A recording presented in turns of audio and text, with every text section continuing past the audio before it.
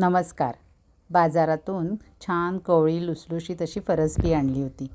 तर म्हटलं थोडीशी त्यातली काढूया आणि कोशिंबीर करूया.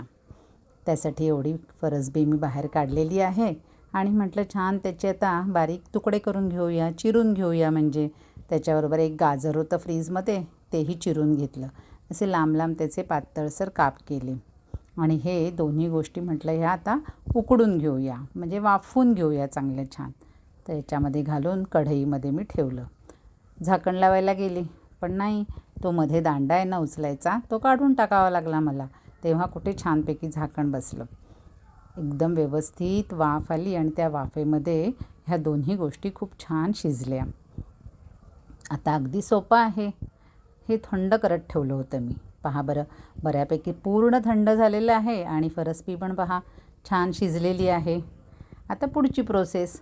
पांढरे कांदे होते घरामध्ये, म्हणून मध्यम आकाराचे 3 कांदे मी चिरून घेतले. तेही म्हटलं त्याच्यात घालूया आपण. ते घातलेले आहेत. त्याच्यात थोडीशी चवसाठी म्हणून साखर घातलेली आहे, मीठ घातलेलं आहे चवीनुसार. त्याला आता फोडणी द्यायची. गरम गरम तेल झाल्यानंतर त्याच्यात राई आणि जिरं घातलं आहे, हिंग घातलं आहे आणि थोडासा तिखटपणा हवा म्हणून 2 मिरच्या त्याच्यामध्ये चिरून घातल्या आणि छान कडकडलेली फोडणी त्याच्यावर घातलेली आहे.